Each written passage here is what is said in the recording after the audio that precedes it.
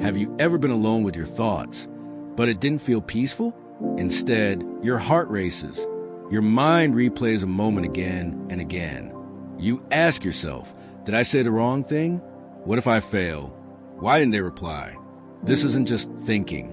It's overthinking, a loop your brain creates, not to help you, but to trap you. And here's the shocking truth. Your mind lies. It lies when it tells you more thinking will fix it. It lies when it says worrying means control. It lies because it's afraid. In this series, we'll uncover the 5 psychological truths about overthinking. Let's begin. Ladies and gentlemen, overthinking is a silent storm. It doesn't arrive with thunder, but it quietly builds inside your mind. At first, it feels like you're just being cautious. Maybe you're trying to make the right decision. Maybe you're replaying a conversation to understand what went wrong. Maybe you're imagining possible outcomes to prepare yourself for what's to come. But very quickly, it stops being about clarity and starts being about control.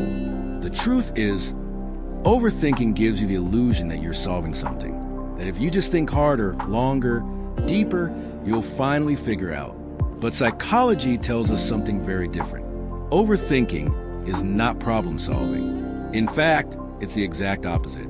It's a cycle of mental noise that tricks your brain into feeling productive, while in reality, it delays action, kills confidence, and increases anxiety. Why does the mind do this? Because at its core, the mind is trying to protect you. It believes that by thinking more, you'll prevent mistakes, avoid embarrassment, and escape failure. But this protective instinct becomes a trap. Your brain becomes like a hamster wheel, running fast but going nowhere. A classic study by Dr. Susan Nolan Hoeksma, a leading researcher in emotional psychology, found that individuals who ruminate, meaning those who overthink, not only feel worse emotionally, but they also struggle to act. The more they think, the less they do. And the less they do, the more they think. It becomes a loop, painful and unproductive. What's interesting is that overthinkers often appear intelligent. They analyze deeply. They seem reflective. But what they're really doing is using their mind as a shield against uncertainty. They overanalyze to delay decision-making. They revisit moments in the past, not to learn, but to fix something that can no longer be fixed. They project every possible future scenario, not to prepare, but to avoid fear. This leads to what's known in psychology as decision fatigue. The brain has a limited capacity for processing decisions in a day. When you use most of that energy overthinking, you burn out your mental battery before you even act. That's why overthinkers often feel exhausted. It's not physical, it's cognitive overload. Have you ever sat at a table for hours, writing and rewriting a message, only to delete it in the end? Or laid awake at night, going over the same conversation again and again? That's your brain working against you, not for you. And the biggest lie the mind tells during this process is, if you think more, you'll find peace. But peace doesn't come from thinking. Peace comes from clarity. And clarity comes from stopping the noise, not adding to it. Overthinking also tends to create fake logic. You begin with a small worry, and suddenly your brain builds an entire storyline from it. For example, you miss one text reply. Your brain says, they're probably busy, but keep thinking, and it becomes, maybe they're ignoring me. Did I say something wrong? Are they mad? What if they don't want to talk anymore? Maybe they never liked me in the first place. You went from reality to a self-created drama within minutes.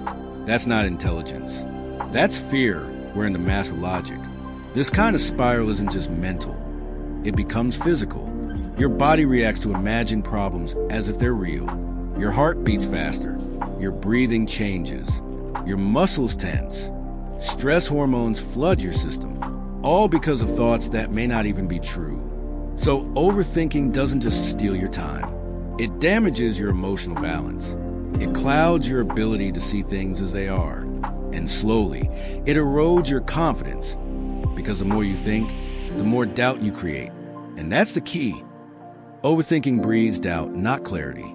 It replaces action with hesitation. It replaces peace with fear. It replaces self-trust with self-questioning. Here's an example. A young man wants to switch careers. He knows what he loves, but he keeps thinking, What if it doesn't work out? What if I fail? What will my parents say? What if people laugh at me? Weeks turn into months, months into years. The opportunity fades, and all that remains is regret, not because he made the wrong choice, but because he never made one. That's what overthinking steals. Time, opportunities, growth, and most painfully, the chance to try. Another important psychological distinction is between real thinking and overthinking. Real thinking is structured. It's about evaluating options, gathering facts, and then deciding. Overthinking, on the other hand, is repetitive, emotional, and fear-based. It doesn't move forward. It loops. Imagine trying to drive somewhere, but instead of choosing a road, you just keep turning the steering wheel left and right while standing still. That's what overthinking looks like. A lot of mental movement, but no actual progress. Even in relationships, overthinking causes damage. A simple silence from a friend can become a personal attack in your mind. A missed call becomes a rejection. A minor argument becomes a fear of abandonment. And the worst part? You respond not to what actually happened, but to what your brain imagined happened. The more you feed these thoughts, the stronger they become. And the stronger they become, the more real they feel.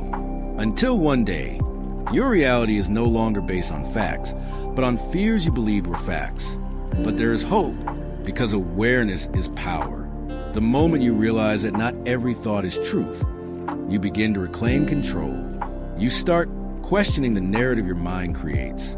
You start observing your thoughts, not becoming them. You say to yourself, I'm overthinking. This is not clarity. This is fear.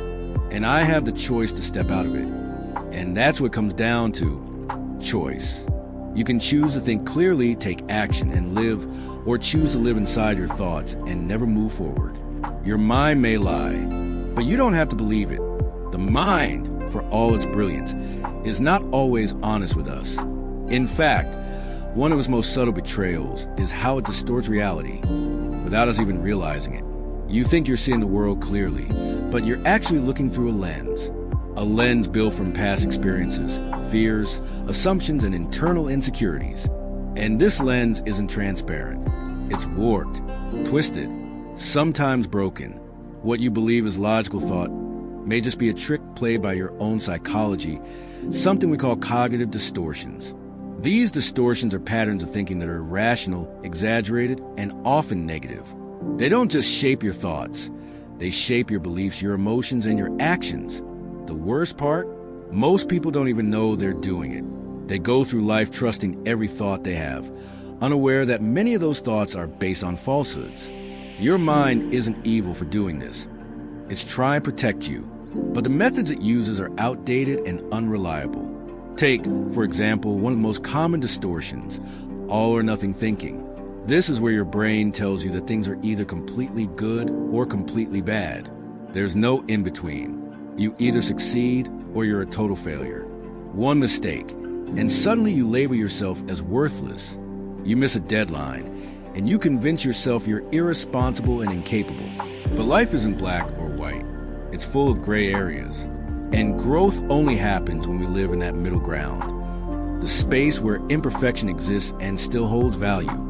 Then there's catastrophizing, when your mind jumps to the worst possible outcome and treats it like it's inevitable. You feel a pain in your chest and think you're dying. Your boss sends a short email, and you assume you're getting fired. Someone doesn't text back, and you convince yourself they hate you. This distortion doesn't wait for evidence. It doesn't give space for logic. It leaps to conclusions, powered by fear, and drags you into emotional chaos. Another distortion that fuels overthinking is mental filtering. This is when you focus entirely on the negative and ignore anything positive. You could have 10 compliments in a day, but your mind will obsess over the one criticism. It'll replay that single moment over and over until it erases everything else. This isn't balance, it's bias, and that bias poisons your self-worth. We also fall into the trap of mind reading. You assume you know what others are thinking, and it's almost always negative. You walk into a room, and if someone looks at you a certain way, your mind whispers, "They're judging me." If someone is quiet, it tells you they're angry. But the truth is, You can't read minds. No one can. Still, your brain fills in the blanks with the worst-case scenario because it's wired for threat detection, not emotional accuracy. Should statements are another sneaky form of distortion. You tell yourself things like, I should always be productive. I should never feel sad. I should be better than this. These rigid rules create pressure and guilt. They make you feel like you're constantly failing, not because you are, but because the standards you've set are impossible. You begin to believe that your worth depends on constant perfection, and any slip becomes a personal attack on your identity. Then comes personalization, where you take everything personally. If someone is upset, you assume it's because of you. If something goes wrong, you blame yourself even when it's out of your control. This kind of distortion places the weight of the world on your shoulders and makes you believe you're responsible for every negative emotion, every conflict, every failure. It's exhausting, and it's unfair. These distortions aren't just random. They're learned over time, shaped by childhood experiences, relationships, trauma, and societal expectations. Your brain creates shortcuts, mental scripts, to quickly interpret events. But many of those scripts were written long ago, when you didn't have the full picture. So now, as an adult, you're running on outdated programming. The danger is that cognitive distortions feel true. They feel real. When your brain says you're not good enough, it doesn't come with a warning label saying, this thought may be distorted. No, it feels like a fact. And when something feels like a fact, you accept it without challenge. That's how the lie becomes your truth.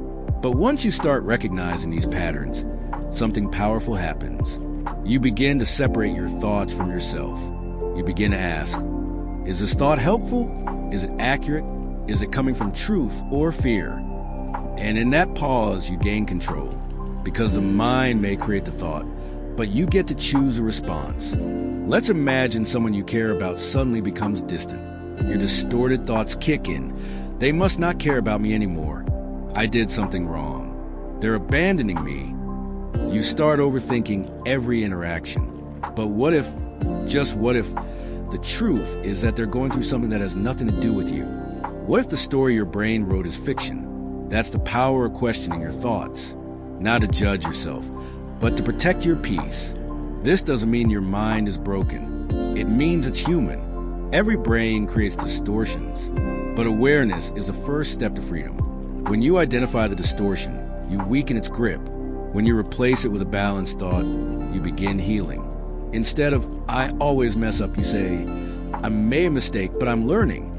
Instead of, they must hate me, you say, I don't know what they're feeling, and that's okay.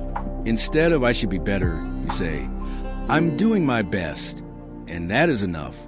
You can't stop every distorted thought, but you can stop believing it. You can notice it, pause, and then gently guide your mind back to truth, like a whisper reminding yourself, not every thought is real, not every fear is fact. Overthinking becomes dangerous when it's powered by unchallenged distortions. But the moment you start to catch the lie, the illusion starts to fade. The brain is powerful, but so are you. There's a deep, invisible desire that lives inside all of us. The desire to be in control. We want to control how others see us, how the future unfolds, how the past is remembered. We want to predict, manage, prevent. We crave certainty like it's oxygen. And at first glance, this seems rational. After all, who wouldn't want life to be safe, organized, and predictable? But the truth is, life is never fully within our control. And yet, our minds resist this truth with everything they have. Instead of accepting uncertainty, the mind starts creating false strategies to feel in control. One of the most common of these strategies is overthinking. Overthinking gives you the illusion that if you just think hard enough, you'll avoid all pain. If you replay that conversation again and again, maybe you'll find the exact moment things went wrong. If you imagine every possible outcome, maybe you won't be surprised when something bad happens. If you mentally prepare for every disaster, maybe you'll suffer less or not at all. But this illusion is dangerous, because the more you try to control what can't be controlled, the more out of control you feel. The spiral begins slowly. A small situation triggers uncertainty.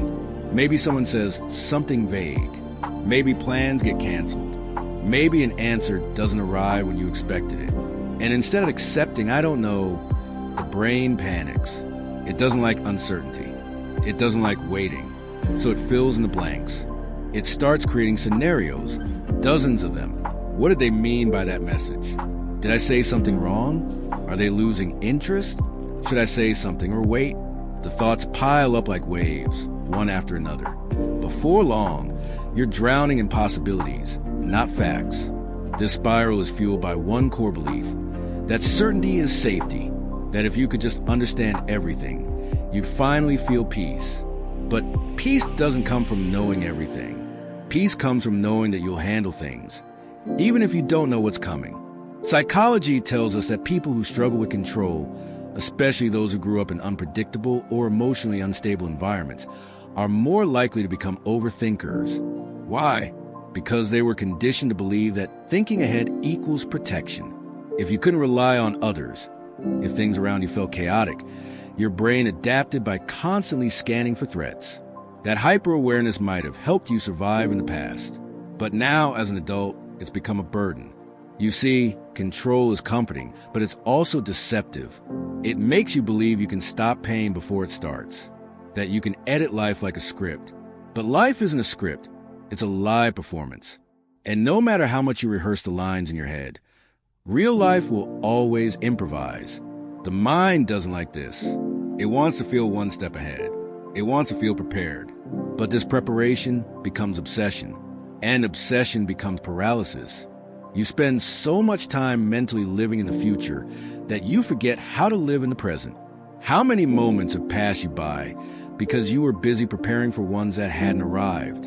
How many nights have you lost sleep trying to solve a problem that only exists in your imagination? How many beautiful experiences have you pushed away, not because they were unsafe, but because they were uncertain? This is what the illusion of control steals from you. Not just your peace, but your ability to be alive. It tricks you into thinking that more thinking will lead to more power. But power doesn't come from thought alone. Power comes from presence.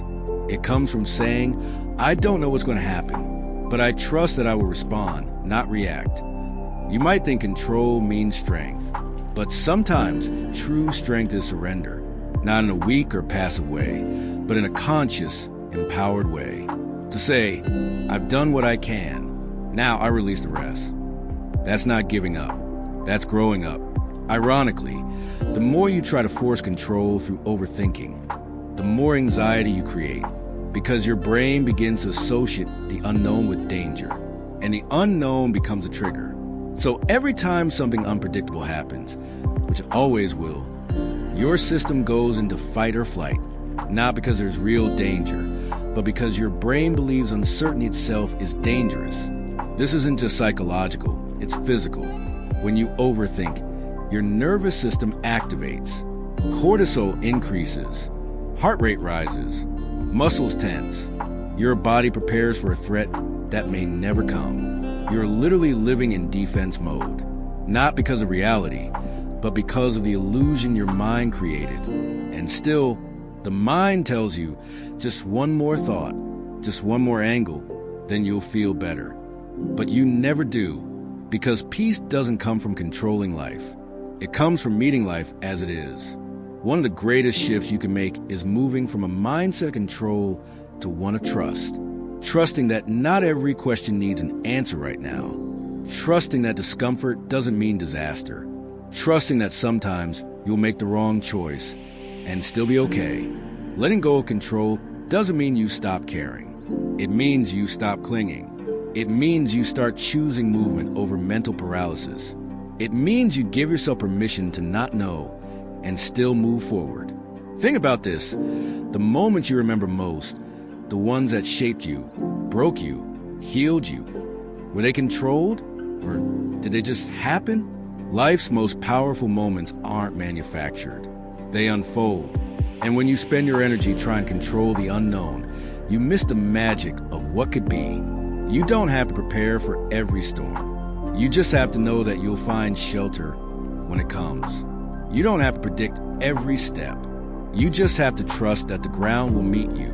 So, the next time your mind starts spiraling, chasing the illusion of control, pause. Breathe. Remind yourself. It's okay to not have all the answers. I can handle what comes when it comes. You are not weak for not knowing. You are human. And the most powerful thing a human can do is let go. Sometimes we believe that if we keep thinking about something long enough, we'll fix it. That if we analyze it from every angle, play out every possible outcome in our heads, we'll arrive at peace. But deep down, overthinking isn't always about solving problems. It's about running from a feeling. Overthinking is often a mask, a clever disguise that hides emotions we don't want to face. Fear, shame, insecurity, guilt, sadness.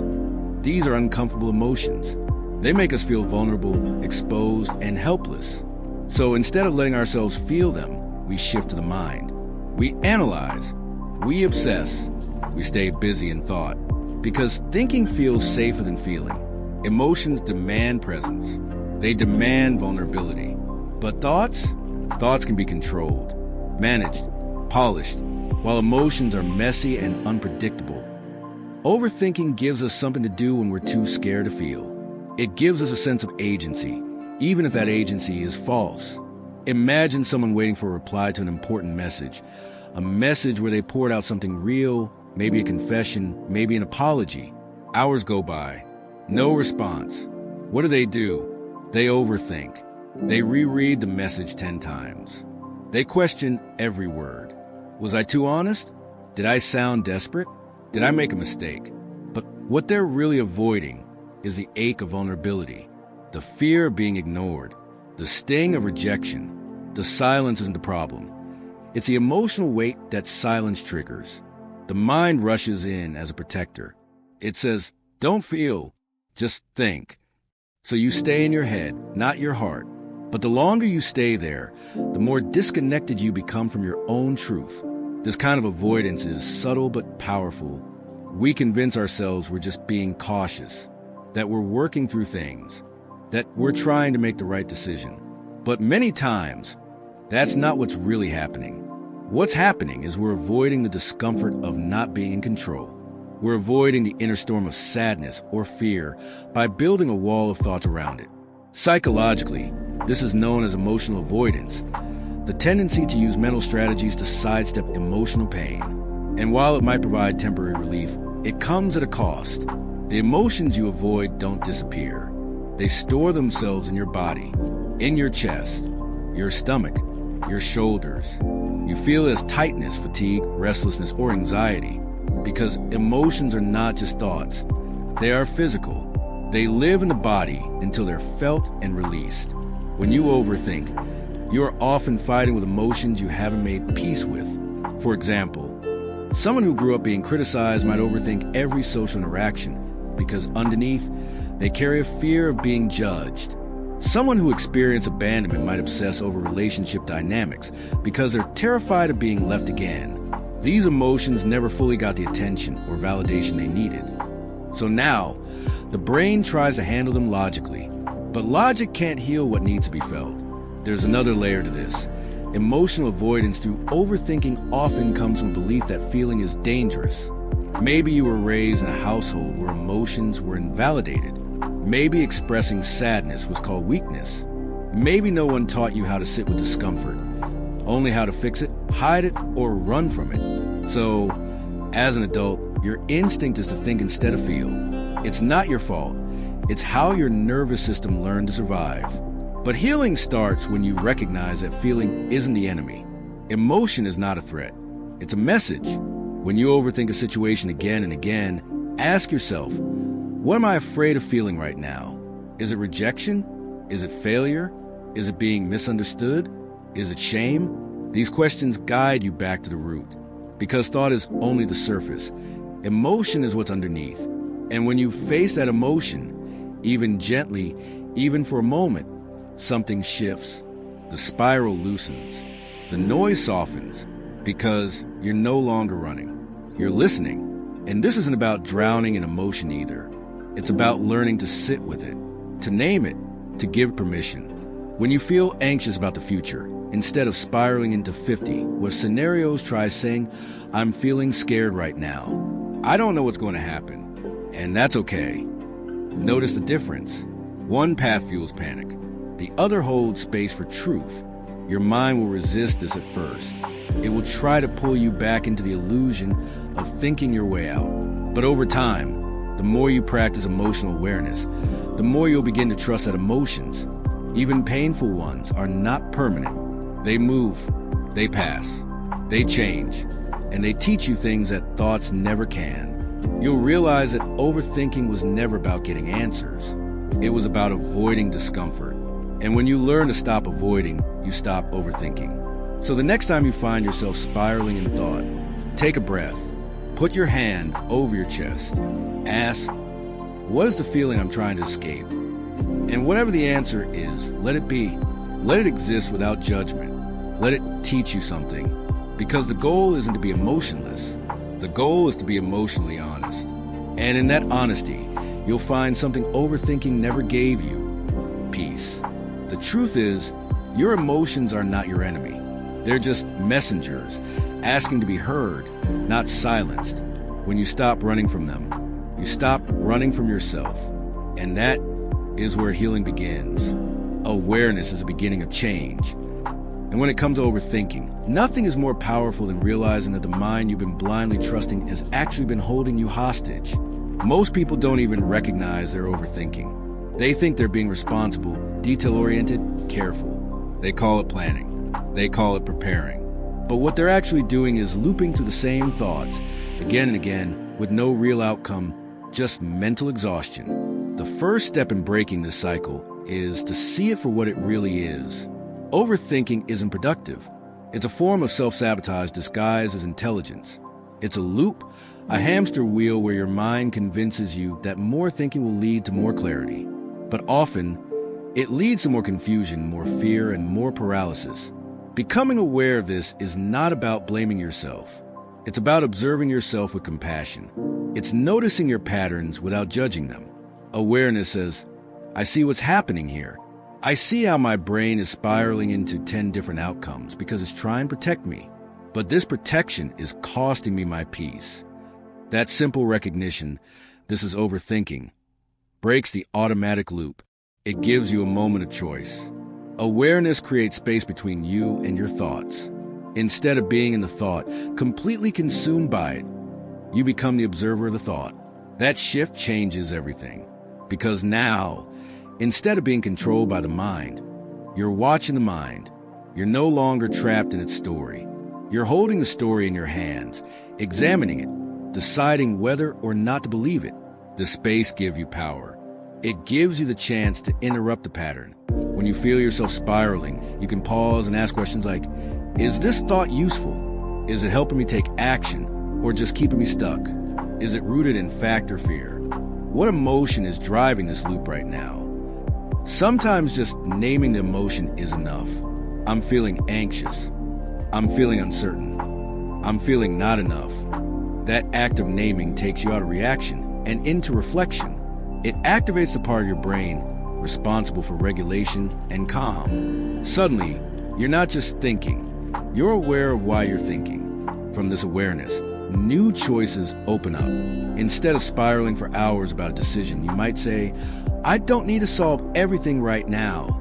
I can make a small move and adjust later. Instead of replaying a conversation 10 times in your head, you might say, I showed up with honesty and I can't control how I'm received, and that's okay. Instead of creating worst-case scenarios, you might choose to stay present with what's actually happening, not what might happen. This doesn't mean you'll never overthink again. The mind is wired to seek patterns, to scan for danger, to analyze the world. But the difference now is you won't believe everything it says. You'll listen, but not follow. You'll observe, but not obey. That's awareness. That's freedom. Breaking free from overthinking isn't about controlling your mind. It's about befriending it. It's about saying, I understand why you're doing this. You're trying to protect me. But I don't need protection right now. I need presence. You start to create a relationship with your thoughts where you lead, not them. And in this relationship, there's space for kindness. Instead of criticizing yourself for overthinking, you acknowledge it with love. I see you. I know why you're here. But I choose a different path now. Awareness is not a one-time decision. It's a daily practice. It's catching yourself mid-spiral and breathing instead of panicking. It's noticing your triggers, the people, the situations, the stories, and gently shifting the narrative. It's giving yourself permission to not have all the answers and choosing peace over prediction. Because the truth is, life will always be uncertain. Things will always happen outside your control. People will misunderstand you. Plans will fall apart. Emotions will rise and fall. But when you are aware, deeply, intentionally aware, you don't need life to be perfect. You just need to be present. And in that presence, there is calm, there is clarity, there is freedom. In the end, overthinking is not a flaw in your intelligence.